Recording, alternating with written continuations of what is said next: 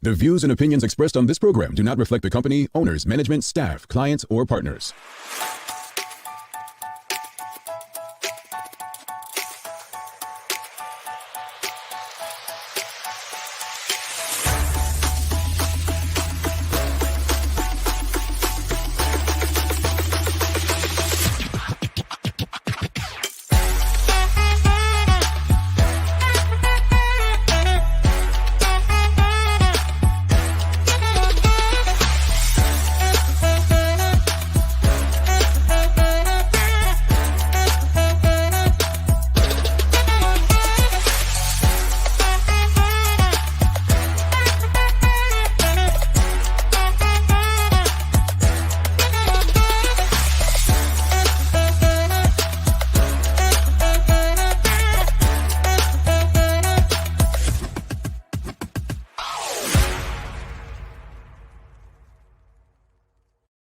It's Tuesday, the 31st and final day of August 2021. Welcome to the Daily Hour, brought to you by Medical House One Communications and Lindo's. I'm Jamal Hartman, along with Michaela Ian and Leanna Lambert, who will be with us in a bit to bring you the latest in her news break. Happy Tuesday to you, Kales. How goes it, sister? Good morning. I'm good. How are you? I'm okay. I mean, final day of August as we enter. Yes, your month. The best month of the year. We're in Virgo season. Yes. So exciting times ahead for all of us. Good morning to everyone, and thanks for making us part of your daily routine. A good one to kind of end the month on, as we have a fun and exciting conversation with Hannah Emerson. We're talking about the Bermuda Sand Castle competition. So fun I look at sandcastles and snowman as the same, right? And I always wanted to do both, right? I think sandcastles are Bermuda's version of snowman, but I like to do both. But I quickly realized at a young age that my skill set isn't in this area. Yeah. So it's so funny because Javi's obsessed with sandcastles, as all children of a certain age are, like building it, right? So on Saturday, was it Saturday? He goes, let's go to that beach that we went to last week where I could jump in the water and it had the good sand. The good sand. So that's a little cove at Horseshoe Bay, because he needs the good sand, because I'll take him to Tobacco Bay because it's, it's close to my house and it's a great beach for kids because he can walk out. This sand is terrible. Yeah. I think I love that line. The good sand. No, literally, he's like, the beach with the good sand. That's incredible. And I can see the water. Okay. So yeah, Horseshoe Bay Cove it is. All right. That's Michaela's youngest son, folks. He knows the difference between sand and good sand. Yeah. We have a daily play today, and she'll be guessing. It's a remember when. So a little history. She's not guessing the year today, but it's history. So she tells you, "Oh, I'm not good with years." Yes, she is. But yeah, it's an easy one today, folks. It depends on what it is. It's an easy one for her. She's got this one locked, folks. She's got this one okay. Locked. But hey, there's some crazy things. Well, not crazy. Some exciting. Well, not exciting, depending on where you sit. Yeah, it's exciting regardless, I think. Yeah, well, there's some things happening in Bermuda right now. Yeah. And you can use your own adjective to describe what's happening and how it's going. But obviously, there's some tension in the community. Yes. And just like the pandemic and politics before, and different classes and race and gender, we are once again being divided as a people as to where we stand, which is probably a bit unfair on the overall situation. But that said, the president of the Bermuda Industrial Union said something yesterday that really should have got Bermudians thinking, you know what? He has a point. And before I go into what he said, can I just say, I was always told as a child, when you're children, you're in school, oh, you heard some children envious of other children because they felt they were more spoiled and their parents loved them more because they were more spoiled. And then you have a teacher saying that a spoiled child is a monster being created by its parents, right? Mhm. Well, let me just say, Mr. Robin, who I believe is going to be on this show in a few weeks to speak about the Northeast Hamilton. But Yes. Mr. Robin, I say this with actually not the most respect because it's hard to Mhm. show respect to people with short-term memories. But when Yeah. you get up there and you start talking about laws being broken, when you actually created this monster, Mr. Raban, and David Burt and the PLP government, when you created a monster, because as Mr. Furbert mentioned, you were there protesting with him for the airport, right? Mhm. Yeah. Not only their protesting, encouraged Origin. the protests and shared information that wasn't actually correct to Oh, no. incite the protest. Where's that bomb? I need a bomb for that. Where's that bomb to? Just saying. We got to drop a bomb for that one. Then it gets better. There was the immigration protest on the Hill. Mhm. Not a strike, right? Mhm. So, Mr. Robin, when you and your colleagues get out there and you start talking about breaking laws to the very monster that you created, sir, pick up the mirror. Mhm. I promise you when you look into it, it's not going to break. It's going to talk back to you. Mhm. What that mirror is going to say is you and your colleagues are the epitome of hypocrites. Yep. It's just wild to me. It's wild. And I say it's wild because we both know, and everybody watching this, you know, if this is a different government, things would be wildly different. I stood at the Hill and watched people scream in my father's face because they were anti the immigration reforms. And he just had to stand there. Mm-hmm. Stand there. Would anyone dare do something like that to David Burt? Of course not. Mm-hmm. Of course not. So for me, I'm just like, I see it. All right. This is wild. And to be honest, folks, this is not about Chris Furbert. In order to have a non-biased, clear understanding of what's happening here, put Chris Furbert on this. Remove Chris Furbert from the situation. Mhm. Take the individual away, and just listen to what he's saying. Because Bermuda, as I stated with Eugene Dean on Beyond the Pandemic the other day, you are fighting amongst one another when you are not each other's enemy. Listen. The time for the infighting between one another has to stop, and your focus needs to shift to those responsible for the reason why you're doing this. Because remove Chris Furbert, and I'm sure every Bermudian would sit around and say, this PLP government under this leadership represents hypocritical behavior. Yeah. Let's call it what it is. Mhm. You don't create a monster, and then when that monster continues the behavior, you start saying, oh, they're breaking the law, this and that. Maybe I'm not the sharpest knife in the drawer, smartest horse in the barn, or ripest apple on the tree. I know that. Mhm. I know that.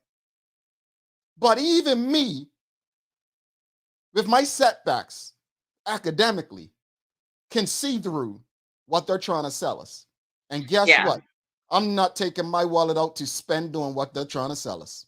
This is the thing. And it's very curious because yesterday, Mr. Farber talked about how this is a dark day in Bermuda's history. And I just find it very curious that the premier is not here. Well, the premier is on vacation. It's just very curious. Hold on. Sorry, I don't know that for sure. The premier may not be on vacation, but he's off from work. He's out of office. He's out of office. Which to me is curious because when you have a situation like this, you would think that the leadership would be here to deal with it, to address the people, etc. Because that's what you're supposed to do as a leader. This is not like, just some random day of, random everyday occurrences. That's not what this is. School starts next week. But see, Michaela, when one is allowed to be as arrogant without accomplishing much other than, as I've stated on this show previously, winning a popularity contest. And let's be honest, the individual didn't win the popularity contest, the No, party, the right? party. That's what politics is, winning the popularity contest. You don't have to be good at anything. You don't have to accomplish much in your life. You can rob a bank and be elected in Bermuda. You just have to get 3 more votes than the other person. Pretty much, right? And so the arrogance on display to the people of Bermuda, I just can't understand. Look, I said it on Eugene Dean's Beyond the Pandemic the other day. It's time for Bermudians to get on the doorstep of their politicians and don't wait on them to come on yours for an election. You need to go knocking on their doors. Yeah. Let's see how comfortable they are at that point. And this is the thing. It's all so curious because you have someone like a Jason Hayward who is supposed to be a labor man, right? And is now the labor minister. And then we see videos circling where people are calling him sellout. And I'm just like, not even 5 years ago, 3 years ago? 3 years ago, weren't you championing on behalf of these people? And now you're not? He was championing on behalf of himself. That was self-interest, and he used the people. So that's my personal thought on it. I don't look. Let's go to the comments because Elizabeth Farrell says the PLP has amnesia. Bobby Singh says one word comes to mind: hypocrisy. Crystal Lynn L and Carla John Michaela. I logged on this morning just to hear this. Yes, Crystal, you're in the right place. Wow, Jamal chose violence. Listen, some days you have to choose violence because that is the only option. Yeah, Elizabeth Farrell says this isn't a labor issue, but the airport and pathways was hypocrisy. That's what, and again, take Chris Ferbert out of it. He's right. Like it's just amazing that they would stand up there and speak to the people as if the people are on my level of understanding, like they're just going to forget what happened in recent times.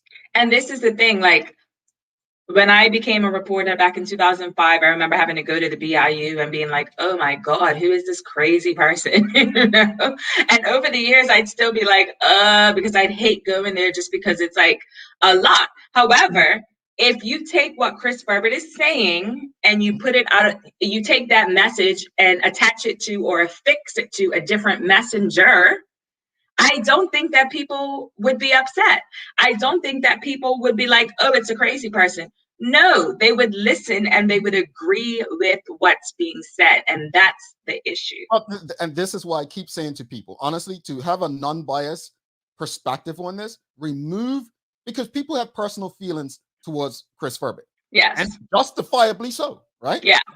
But if you take the individual out of it and listen to what he's saying, trust me, you get it. You get it. Alan Young says a Labour Party will not be able to complete a Labour government. Well, I said yesterday on my personal Facebook, it was sarcasm, obviously. Maybe, just maybe, being progressive as government is difficult. Maybe, just maybe, being Labour as a government is just difficult.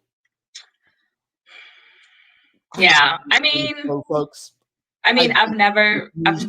People use movements to get what they want, and I think this PLP has absolutely used the people to get what they want. Self-interest. Yeah, and I don't. I probably shouldn't say this, but I don't view the PLP as progressive at all. They're not at all. They haven't been progressive, at least not during my adult life, and I'm 35 now. So.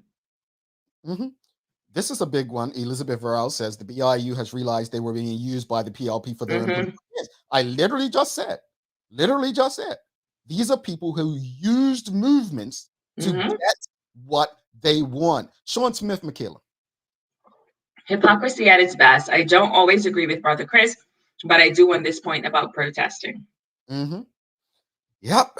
Elizabeth says, even if you don't agree with the union in this case, the way the government has handled this is quite interesting. All while Bert is on, I'm going to quote Nana, vacation. And this is it. Like, this is it. It's very curious indeed. Yeah. So, I didn't even get to put the question up. People just know. But, what are your thoughts on the government and union standoff yesterday? What are your thoughts? Do you think that the government I mean, it seems like both sides are standing strong. According to Mr. Robin, they won't be changing their position, which is interesting. But Chris Furbert, Brother Chris Furbert of the union, did say one thing, and it is striking. Because what I would like to do, and I believe we're going to be having former premier, and this is her first interview since being elected out of office in 2012. Paula Cox will be on this show in the coming weeks. Yes. So this is her first time doing something since. And I'm interested because there's been things we've had the Honorable former Minister Nalitha Butterfield on, right? We've heard the stories of how people have been pretty much, whether it's Mark Bean and others, have spoken of what the current leader of Bermuda has done to individuals. I don't want to concentrate on that. But what I'm very interested in is how former leaders of both the union, and I'm talking about the living ones, Derek Burgess, Brother Audie Simmons, and then former leaders of the Bermuda Progressive Labor Party, Dr. Ewart Brown, the Honorable Paula Cox, Alex Scott, Dame Jennifer Smith. I want to know how they feel about this, because I'll tell you this, Premier Burt. The argument that times have changed, it's not saving you on this one, bro. Times have changed. They have. But I'm not quite sure you're actually heading in the direction that change requires for the people of Bermuda.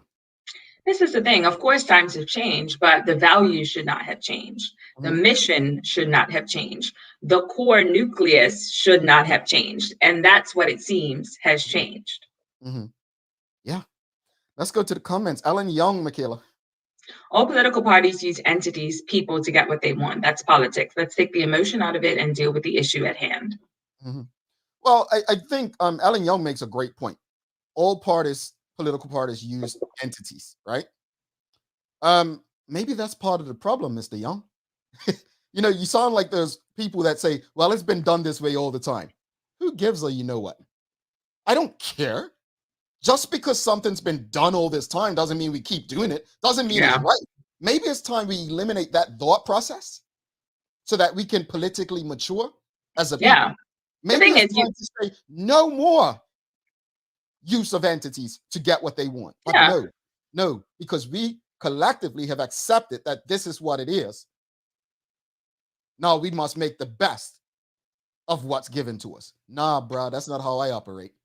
The thing about it is you cannot continue to use a group of people and then completely flip the script because it suits you and then lie.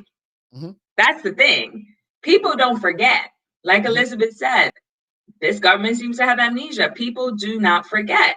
Don't sit there and talk about breaking law when you encourage the law to be broken a number of years ago. You know what I mean? So it's just like, people are not stupid. They're not at all stupid. So to treat people as if they are the very people that you've used over and over and over for your agenda, wild. Yeah, I tell you, Carla John says, I love listening to Paula Cox talk. She is so intelligent and thoughtful with her words.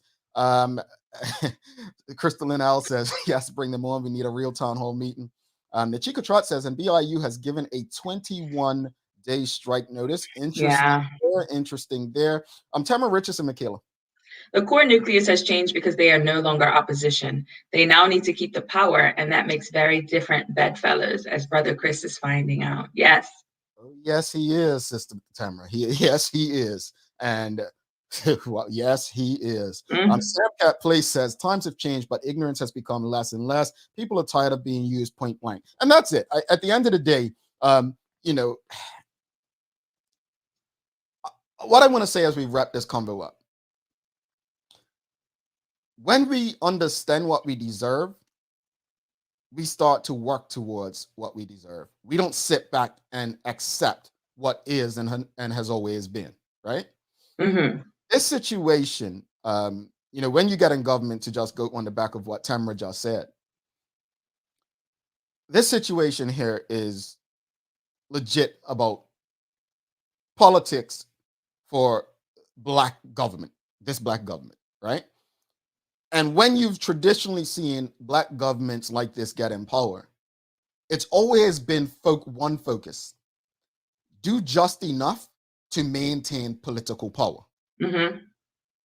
Somewhere in that, take care of the people along the way.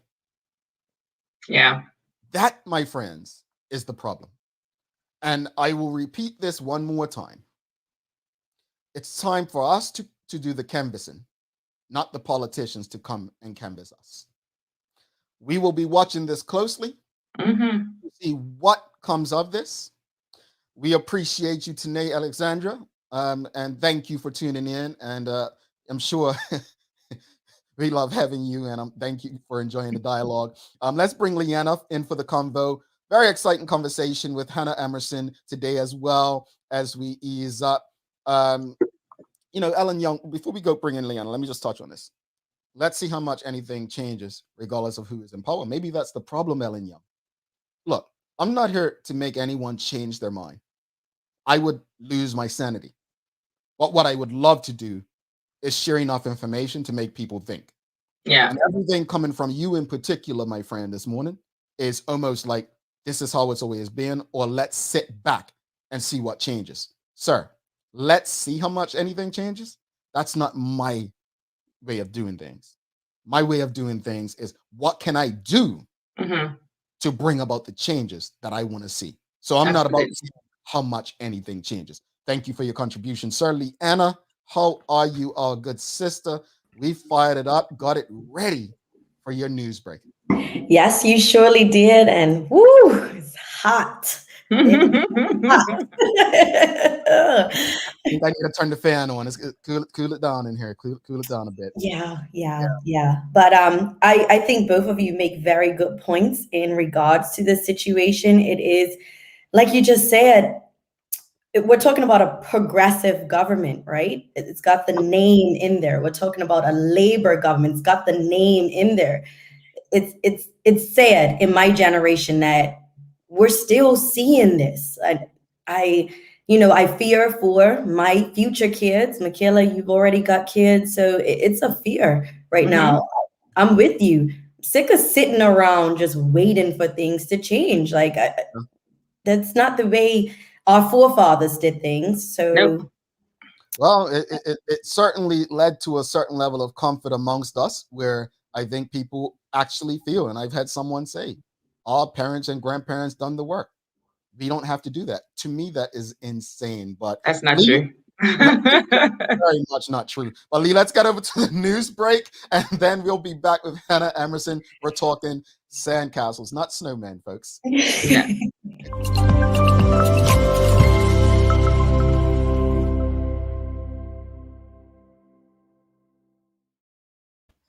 Thanks, Jamala, Michaela, and good morning to everyone out there tuned in with us. It is the last day of the month, and I hope everyone is having a great start to this Tuesday morning. I'm Leanna Lambert, and it's time for our daily hour news break. Well, here's what's happening in today's top stories. Roughly 200 union members gathered in protest yesterday, warning it had the power to bring down the government if it failed to give into its demands over the decertification clause in labor legislation. BIU boss Chris Ferbert said that the union could withdraw support from the Progressive Labor Party over the row, acknowledging that 20% of the labor force would not support in a general election, as he addressed the crowd in Union Square yesterday morning. Now, workers then marched and halted outside Global House on Church Street, where tensions grew as acting Premier Walter Rabban and Labor Minister Jason Hayward held a press conference insisting that the government would not be moved. The shutdown is expected to continue today, while essential workers or union workers have planned to down tools in a 21-day notice. In other news, a man has been arrested and a second is being hunted by police after the daylight shooting that took place in the East End over the weekend. Now, Chief Inspector Peter Stableford said that the man had been arrested in connection with with the incident on Saturday. A second man, known to police as Daquan Smokey Williams, was wanted in connection with the attack in Orange Hill Road, St. David's, which happened just after 5 p.m. on Friday. Now, Mr. Stableford said that Mr. Williams, who is said to be 25 years old, from St. George's, should not be approached, but urged that the public call 911 if he was seen. Meanwhile, the 22-year-old victim sustained multiple injuries to his arms and stomach, but continues to recover in hospital from the injuries, which were said not to be life-threatening. Now, although the investigation was in the early stages, police say that the attack did not appear to be gang-related.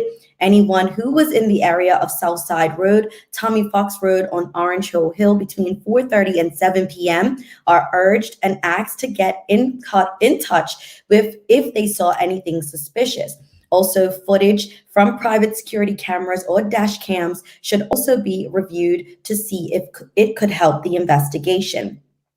And in lighter news, the Bermuda Tourism Authority are seeking fresh, new ideas from entrepreneurs to help highlight the island during the off-season through an experience investment program. Now, the BTA is offering a webinar this week that is set to steer prospective participants through the application process for a chance at funding and marketing support. The free webinar will be held on Thursday at 11 a.m. and the application portal for the Experience Investment Program will be available from Friday with a deadline of September 30th. Now, the initiative was designed to create opportunities for tourism business people to be considered for funding and marketing support for activities from November to next April. The winner will be announced in the first week of November. To register, just check out the BTA website. Taking a look at today's weather, we have a high near 85 and a low near 78 degrees. Tropical storm Kate is forecast to pass well east of the island as the 2021 hurricane season heats up. Now, Tropical Storm Kate, which was named yesterday, was about 1,077 miles east-southeast of Bermuda and moving north at 10 miles per hour at 6 p.m. last night. The storm was not considered to be a threat to the island at present. However, its closest point of approach in the next 3 days is expected to be about 600 miles east of Bermuda on Thursday night, but forecasters said Kate could move closer to Bermuda after that. That's all for our daily hour news break. Let's head back to Jamel and Michaela in the studio for today's fun daily focus. Yes, after that early discussion, it's definitely time for fun. But you mentioned this tropical storm Kate, and just want to also, I don't know if anyone who tunes into the show lives in the area that Ida was in, the path, or has family or no friends there, but definitely our thoughts are with the people that, I mean, watching the news of that, it was just horrifying to watch. So no matter, I know traditionally Bermudians as a collective haven't taken storms seriously, but we have to remember Mother Nature. She's not someone we can communicate with and say, go easy.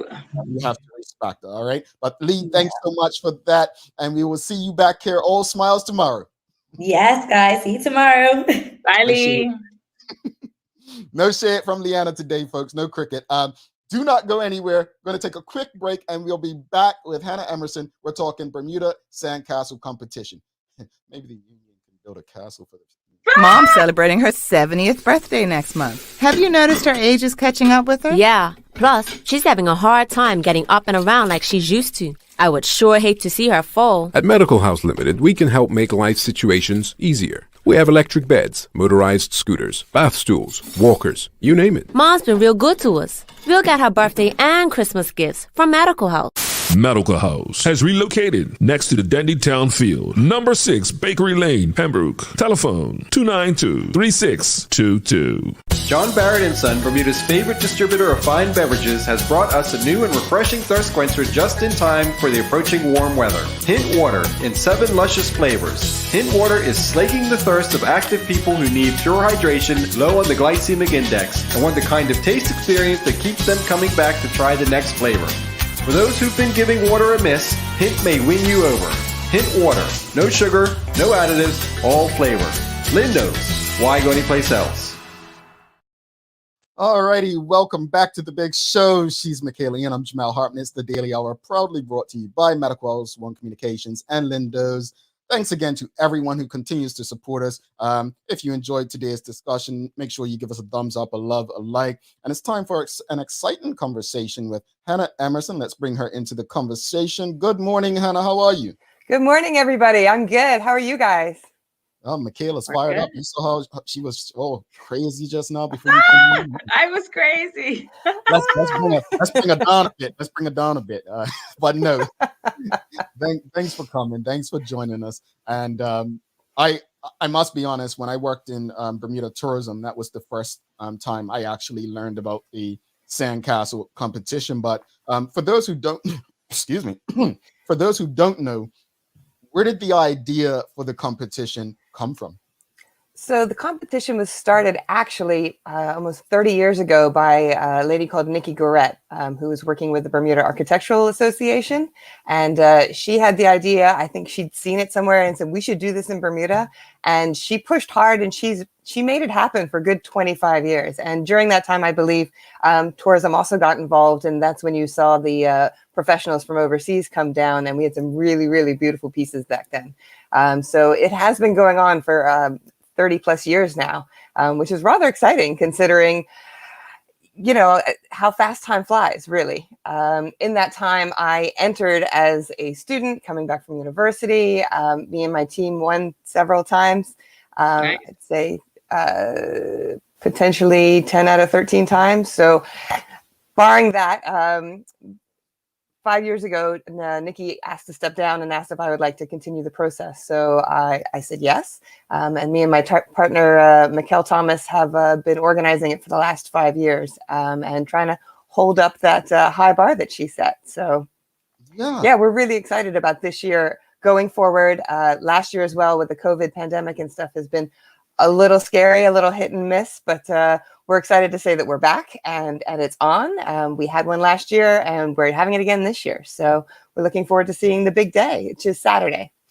I real quickly, Michaela, you said 30 years. Honestly, I thought it would have been around just a decade, like during my time in tourism. So that said, you know, coming from the Bermuda I come from, people always say there's nothing to do in Bermuda.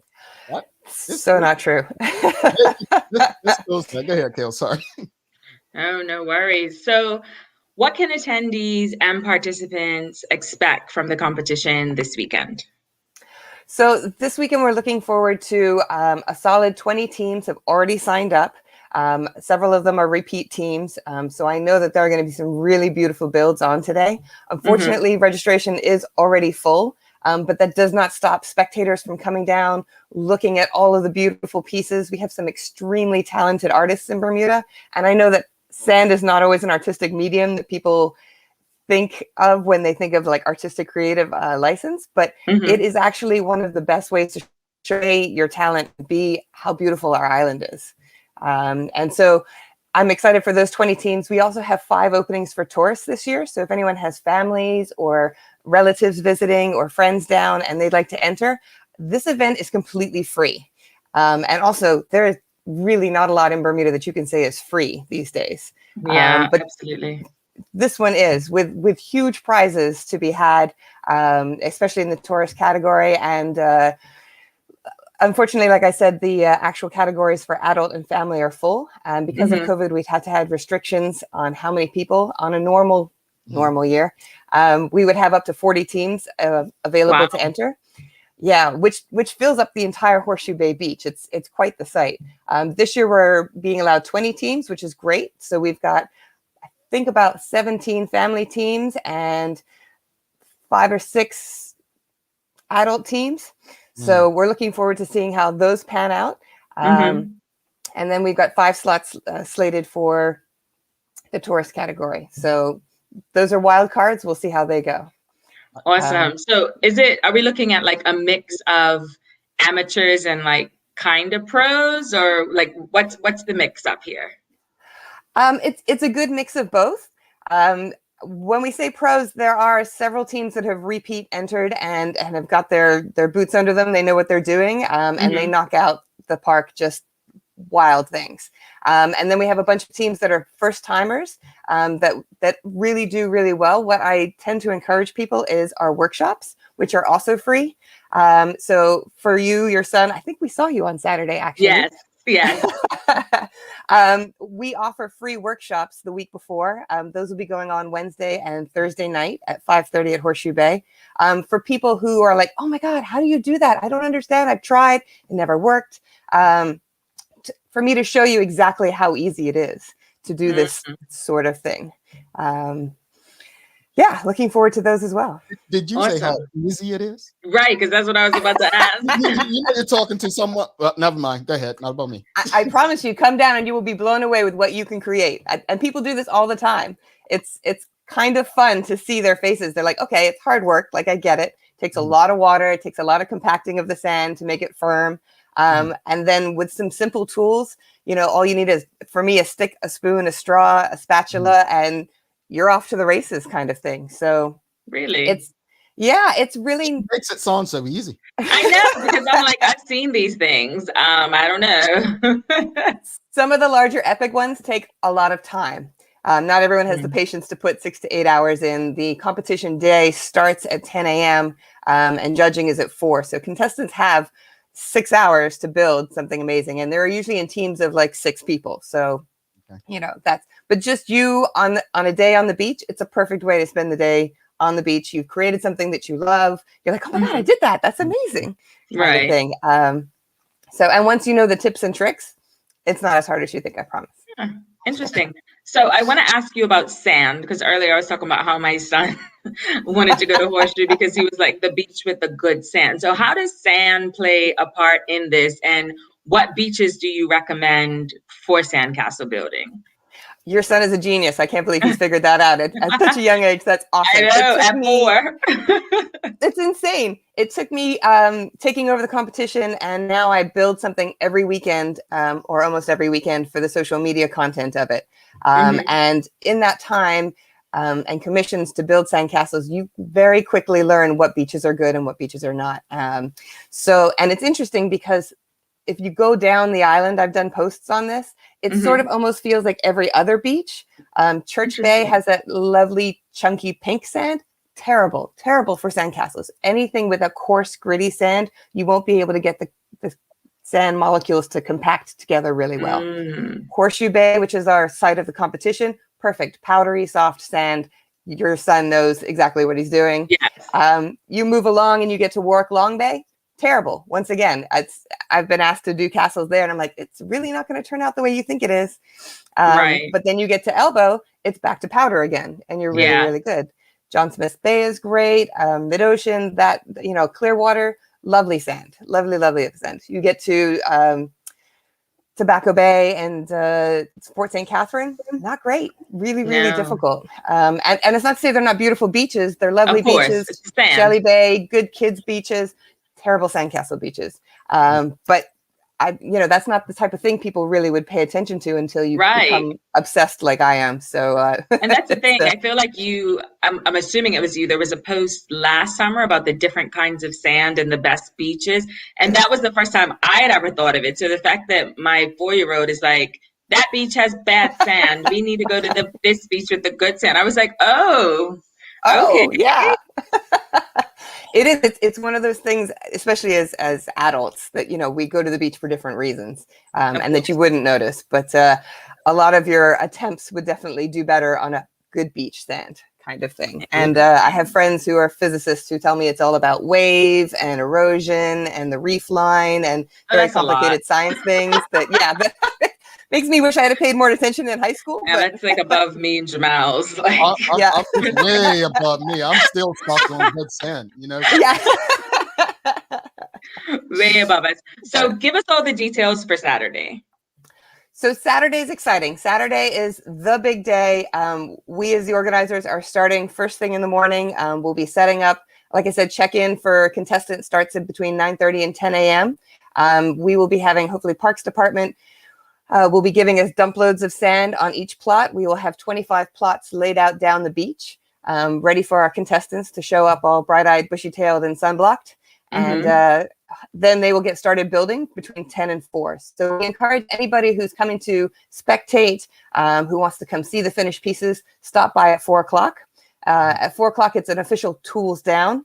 All the pieces should be and have to be finished by then. And at that point, our judges come walking on the beach, so they get to see them firsthand. They don't get any, hopefully, bias of knowing who the teams are and how long they've been doing it and how many people. The judges literally walk on the beach at 4 o'clock and they start their walkthrough and judging then. We have 3 amazing judges this year. We have Jamal Hart, Sean Leakey from the Hamilton Princess, and Laura Sovicol from Bermuda Championship. And they will be our on-hand judges to pick our winners this year. We have a best on the beach prize of $1,000. So there's some really big money going up for grabs here, that people will be like, backbreaking, sweating for the $1,000 best on the beach. And then the first, second, and third prizes in the 2 categories, that's the adult and family. Each prize is $500 for first prize, $400 for second prize, and $300 for third prize. So it's cash up front. I mean, you have a team of 6. This is, you sweat all day. You want to be able to share that love with everybody. Yeah. And there's an honorable mention prize from the Bermuda Championship Golf. They're giving us tickets to their event, and we're super excited that they'll be on hand to actually hand out that prize as well as an extra bonus. So, I mean, you said it's too late to enter, but I was just listen, because Jamal, you're ready now, right? I can be considered a tourist, right? I mean, they did. I was thinking you could like come in, go to a workshop on Thursday. Hannah can tell you what to do, and then you could just show up on Saturday and get some cash. I mean, for $1,000, I mean, you do a lot of things, right? A long day in the sand, and the sand's so bad. But Hannah, I mentioned it earlier. There are so many Bermudians who have always felt like there's not much to do in Bermuda. This is something, as you stated, it's been going on for 30 years. How can you encourage more local involvement? We've seen Chica Trott, who's a professor at the Bermuda College, saying, there are art students who participate, are future artists in the making, and they love supporting them. But how can we get more Bermudians to know that this is something that takes place in Bermuda and they can get out, it's free, and come and experience it, even if they're not, builders? If they're not artistically, that's fine. It is a fun activity for all, and especially for kids. We really hope that this becomes a family-orientated, generational thing that, people will bring their kids to learn new skills. They won't be on their screens. It's a lot of tactile learning, just physical activity, helps them sleep at night after the long day. Yes. All of that. And I really am hoping to grow this competition to build it to be a bigger event so that Bermudians understand that. I do understand a lot of Bermudians are allergic to sand, and it's kind of hard not to get involved with sand when you're building a sand castle. And I do know that it gets everywhere, in your car, in your kids' hair. That's what showers are for. Exactly. I think it's worth the experience. Yes, kind of thing. We have world-class beaches. Come on. Well, exactly, and they're free, and especially over COVID and lockdown, when we were so trapped on our island. I found it really enjoyable to go out and find the parts of Bermuda that you haven't explored, that you haven't done, to do new things that are at home, that are right there in your backyard. Absolutely. No, I agree. I went to Horseshoe last weekend. I haven't been to Horseshoe in years. And I literally just kept saying, I cannot believe that I live here and this is free. And I can do this every day if I want. Like, you know what I mean? Just that, so blessed. Gratitude for it, right? So blessed. I do want to give a shout out to the Bermuda College and the ladies' earlier comment.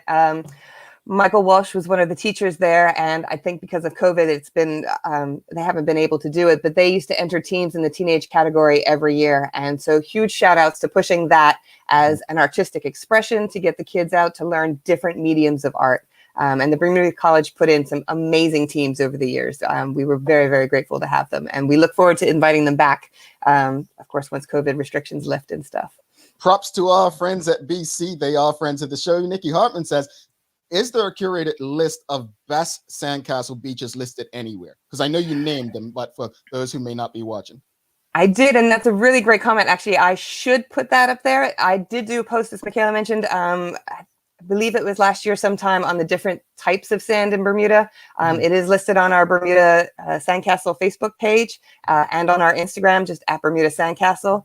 On our social media, you'll see all of the different castles that I've built. I usually try to build about 30 per year. So there's a lot of, it's It's a lot. But so there's a lot to choose from and to see. And they're usually listed at what beaches there are. But I think that you're right. I should update that and create a list of like our best beaches. If you want to build a fantastic sandcastle, here's the place to go. Yeah, I feel like that should be something available on the BTA's website at least, Well, speaking of the BTA, the CEO has a question. Is there a theme for the competition?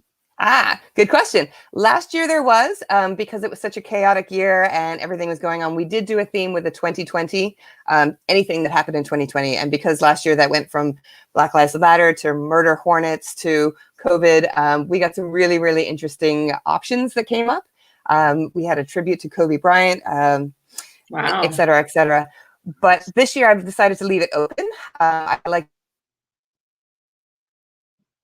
to see what people come up with. They're free and loose imagination. Go wild. Nice. And Sean Smith has a question. Can you use anything else with the sand in the build? For our contestants, we tell them they can use props. And you're definitely allowed to use as much natural prop as you want. Seaweed, flowers, that sort of thing is absolutely great. And you can leave it on the beach. If you do use plastic props, you put a Barbie in your sandcastle, that's great for judging. But of course, all plastic, we're very environmentally conscious, has to go home with you. And we do suggest that you don't let the props overrun the sandcastles, that the sandcastles should speak for themselves. Your castle isn't any better if you put one Barbie or 50 Barbies in it. That becomes a thing. I have seen people use food coloring to give themselves a differentiator. Food coloring is, again, a natural product. It's fine. It washes away.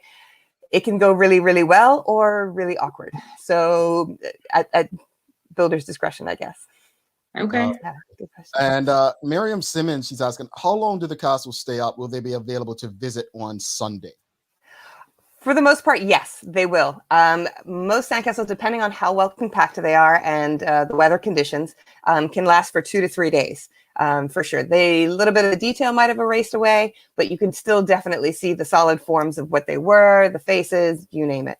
And ironically, people think that rain is the thing that kills the sandcastle, but it's not. It's hot sunshine and wind dries it out and erodes it away a lot faster than a light rain shower. So not asking for rain. We are definitely praying that the storm passes by this weekend. But they will definitely be up for 2 to 3 days. All right. And Hannah, before you go, just remind people where it's taking place, how they can be involved. We haven't mentioned the, I don't know if it's profanity on this show, but the safe keyword, whether safe key is required. Just let us know all the details. So those who, like Miriam says, 30 years, I've only been twice, sad to say, she'd like to get there after work. But for those who might want to get out now. Yes, we hope to encourage more and more people to come down to come see it.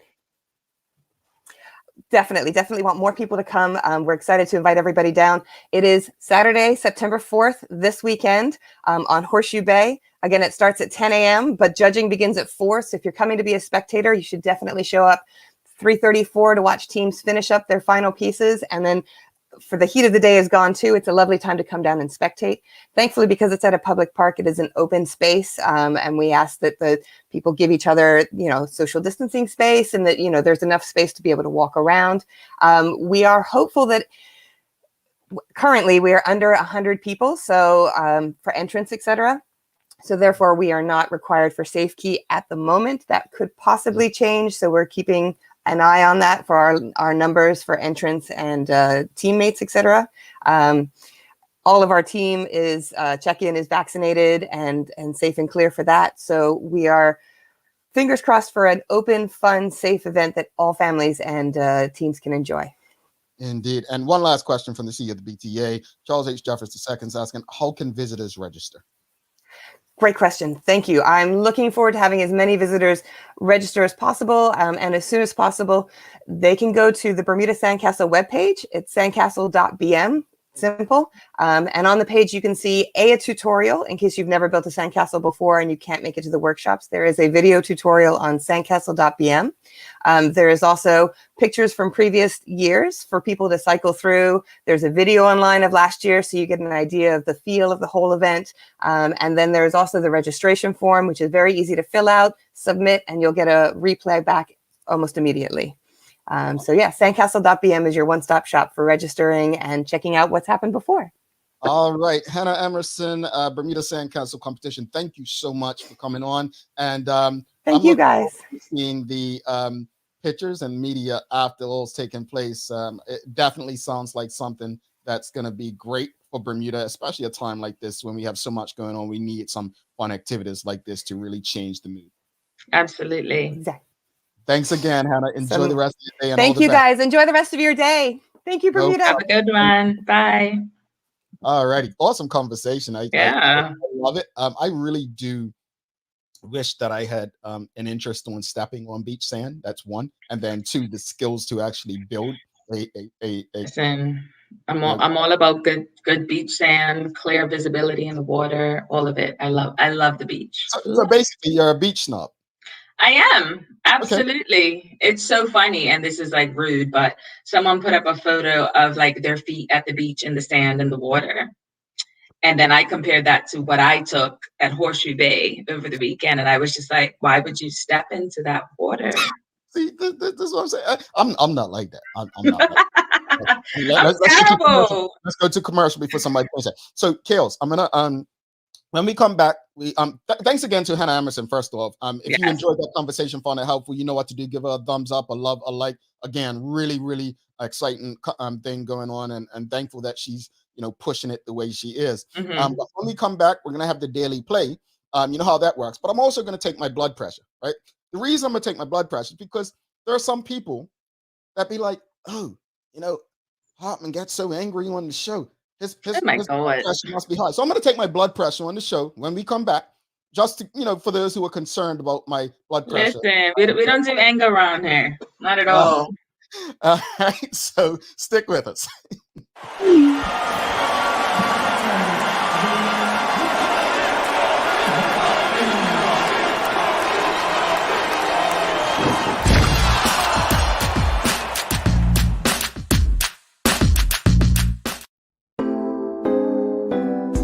Same smooth sounds, different name. BCG Radio, home of Bermuda's most engaging morning talk shows, The Daily Hour and Good Day Bermuda.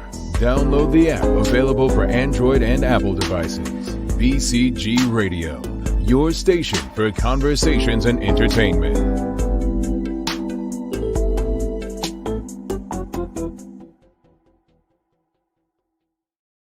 All right. Thanks again to Hannah Emerson, Bermuda Bermuda Sand Castle competition. It's not a fun castle, folks. You don't blow this one up. You build this. Sand Castle competition for joining us today. She's McKaylee and I'm Jamel Hartman. Thanks again to Medical House One Communications, Linda's, everyone who continues to support what we do. And of course, all of you in the audience who continue to engage. So before we do the daily play, let's just test my, let's see how this thing works. Go ahead. Did you read the instructions? Yeah, just press power and start, right? All right. Oh, I have to be quiet. Hold on. Okay.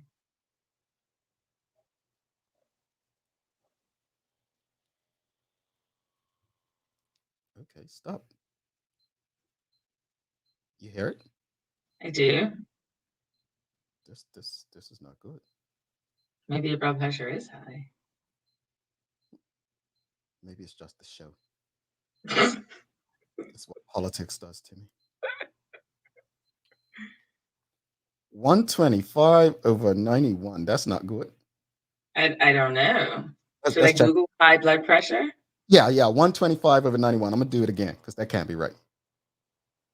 Okay. No, 140/90 or higher. So I was 125/91 just now. Yeah. We're literally doing my blood pressure live on the right now. He didn't even tell me, you because I would have been like, boo, serious? Yeah, same 125/91. That's my current blood pressure. So that's not high. For those concerned about my blood pressure being too high during this show, there you go. Yeah, that's my blood pressure. So yeah, you're not high. According to Google, you are not high. But you know what?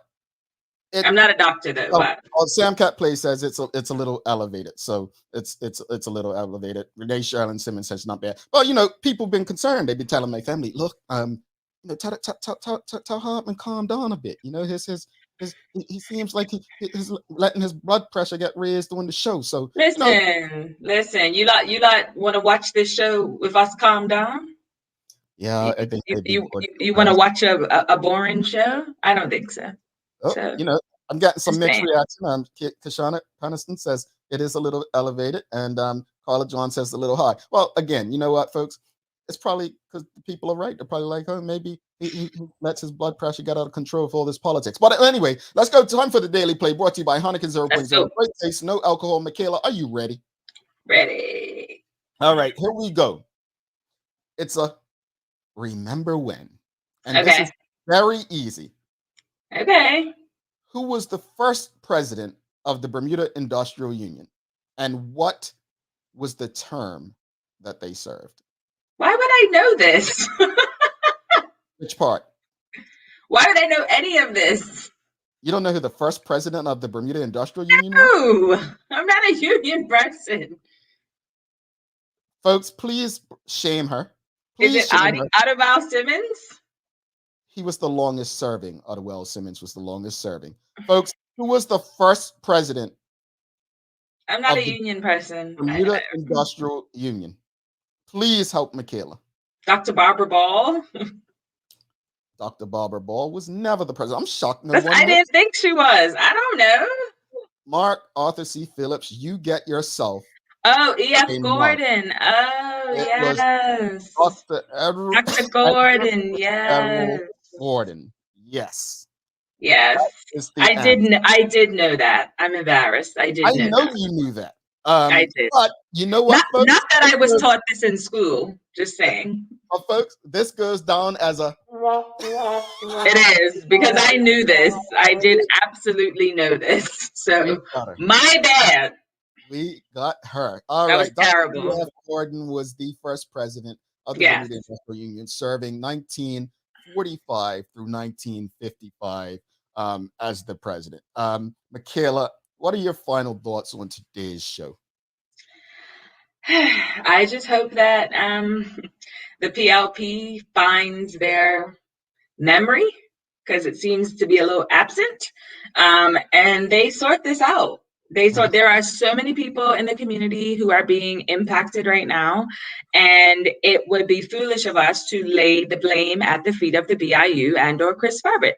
So whatever needs to be done, they need to do it, because there are a lot of people being impacted right now, and it is just not okay.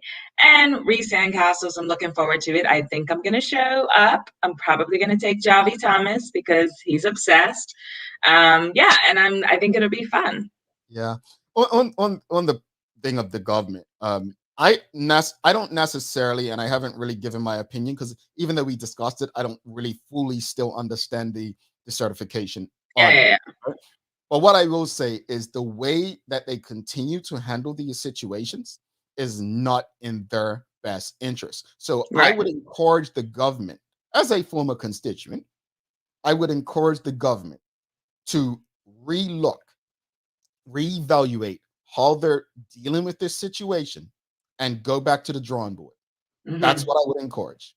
In reference to the sandcastle competition, I actually love the idea of it. I'm excited for it and believe that it gives Bermudians something to take their mind off of everything else that's going on. So I really hope that Bermudians get out there and support it and get involved somehow.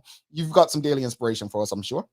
I sure do. And this is from the lovely Oprah Winfrey, because to be honest, most of the things that she says are inspirational. And I love this one. Ready? I know for sure what we dwell on is who we become. I like that one. Yeah, man. I like that one. Appreciate it. Well, on that note, we've got to get out of here. So thanks again to our partners, Medical House One Communications and Linders, for ensuring that we're able to do this with you on a daily basis. As always, we appreciate you, we love you, and we thank you for making us part of your daily routine. If all goes well, we'll be back to do this again with you tomorrow. She's Michaela and I'm Jamel Hartman. My friends, do make it a great day. What do we say? Peace.